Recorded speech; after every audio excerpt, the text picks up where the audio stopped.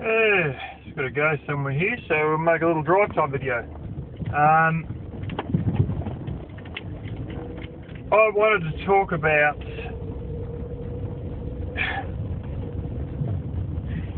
sort of getting swayed by products that may seem good but actually aren't. And talk a little bit about that. Now, two different places I've been in have had quality standards assigned to them. Let me tell you something about quality standards. Now, there's a few things you learn around the traps and whatnot. And one thing I learned about quality standards was that they're primarily bunk. It's primarily just crap. The people who give these quality standards obviously charge a decent fee to give them, but they come in and they look over the paperwork. And if there is anything wrong with the paperwork and the way the paperwork is filled out, then you lose your quality standards. Now, if you have these little cards that you got to, fill out to do with the production of whatever you're producing, and you don't write in a particular box on that card, but you also don't cross it from left to right. Not crossing it from left to right if you haven't written in it can lose you your quality rating. Oh yeah, I'm 100% true here. That can lose you your quality standards certification. Your ability to claim that you are a certain standard rating from these companies that give out quality certifications. And the pure fact of the matter is, there's things like the kick, heart foundation kick you get on certain foods. They don't really give a screw just so long as you pay your $1,000. You got to pay tens of thousands of dollars to get it. And that's it. That's the main crux of it, is just paying the money for it. Now, I've seen those quality standards people come in to two different places I worked at. They never, ever looked at the physical product. They just hunkered down in the office with a whole bunch of paperwork and made their standards based on that, not on how good the actual product was. Now, there's another side to all this that I've seen in shops, and that is that there's some companies that sell things. Well, I'll give an example. One was a can opener. And my parents paid $20 for this can opener. It looked a worse quality than a $5 one.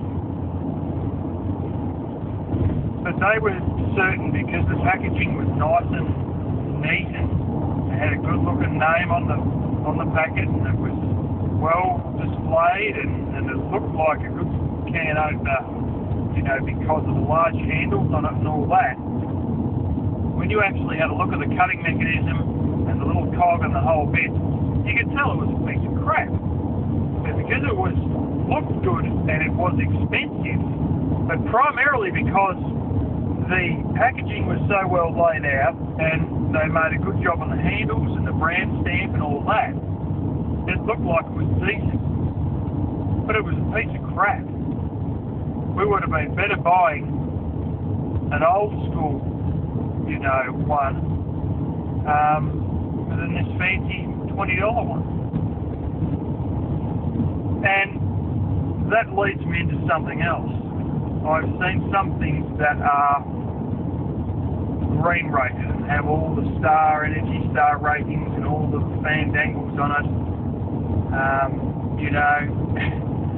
And of course I'm not really fazed by how aesthetically pleasing things are, in case you didn't know. You know, come from a hillbilly family, you don't sort of worry about looks too much. There's a cop going past. Anyway, with some of these, you know, the same thing. The packaging's set out nicely. It's a lovely, perfect white. It's, you know, got the little green leaf sticker on the blooming thing, and it's all this and it's that, and it's boom, boom, boom, and you know, then it wins these independent awards, the same as some of these investment places do, and you find out they've actually paid this mob a certain amount of money to be awarded this award, and that's all it comes down to. And with some of these appliances, you see, you know, they set it out beautifully. They've got the mentality that Apple has when they sell a product. You know, they do a real nice, clean cut, perfect blooming, you know, display and layout, and it just looks pristine, you know. It's perfect marketing. They worry right down to about the layout of the store, and the font they use in the advertising is a big thing. And, you know, and it looks beautiful, but I'm not swayed by that. I get straight to the crux of it, just go straight to the blooming wattage rating. Straight up, how many watts does this site take? You know, and what is its exact capability? And found that some air conditioners here don't really work over 100 Fahrenheit. So now you've got ones that, you know, have a certain rating. I hope it actually means something. This one where they're approved that they'll go over 43 degrees Celsius. Or at least to 43 degrees Celsius. And that's the thing, you know, some of these things, they aren't very efficient at all, and they're actually hunks of crap. And they're not really all that good. But people get swayed by this because of the fantastic layout of the marketing. And it's all just product image. You know, and that extends a bit further to something else which I've just forgotten, but I'll get back to later. But I'll say another one. There are green investment funds. Now, a lot of people who are into that sort of stuff intend to invest in green investment funds. You know, these are the ethical funds. The ones that only invest in things that are ethical and environmentally, you know, sustainable, environmentally ethical, don't use slave labour or, you know, labour like Bangladesh, sort of, you know, whip, sweatshop sort of stuff. There's a little funny thing about those funds. Scott Pape, the Barefoot Investor, pointed this out in one of his articles. I can't remember the exact figure. It was either 2/3 or 3/4. I can't remember what. But 2/3 or 3/4 of the investments that these environmentally responsible, ethical investment funds put money into is mining. Yes, coal mining. Isn't that fantastic? You thought you were investing in something that was nice and clean and green. You know, you don't like mines going ahead.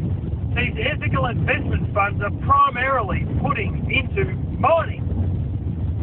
That doesn't make any sense, you know, but they seem to think it's all right.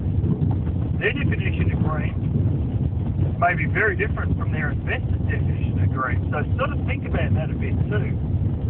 You know, because it's one of these other things where it's all just, you know, the look of it is, you know, it's all marketed nice and you get all the right words, but the reality is it's far from it. Another one, the one I forgot, I just remembered, is a woman who writes a newspaper article, and it's taken her to age 45 to realise that the stuff in the packet, her husband used to go on and on and on about it, but it's taken her a very long time to realise that the stuff in the pack that's the nice, perfectly laid out, you know, white background stuff with all the nice font, is actually the same stuff in the generic tin, or the generic packet. There's no damn difference. Half the time it comes from the same place. You know? So you pay this extra money, hoping that the one you're getting looks like it's a premium brand, like the can opener. And it's not. Or that it's a green one. And it's not, because the generic one's just as green as the fancy one, because they come from the same damn place anyway. So, I think I've made another video saying, don't be swayed by, you know, the look and the image. And I know I've made another one called Funny Things About Product Image. You know, but I think it's a valid point, you know. The trouble is that there's plenty of so-called green things that are actually less green than some of their counterparts who don't go on about being green. So I thought I'd bring that one up, along with the investment fund one, which quite surprised me.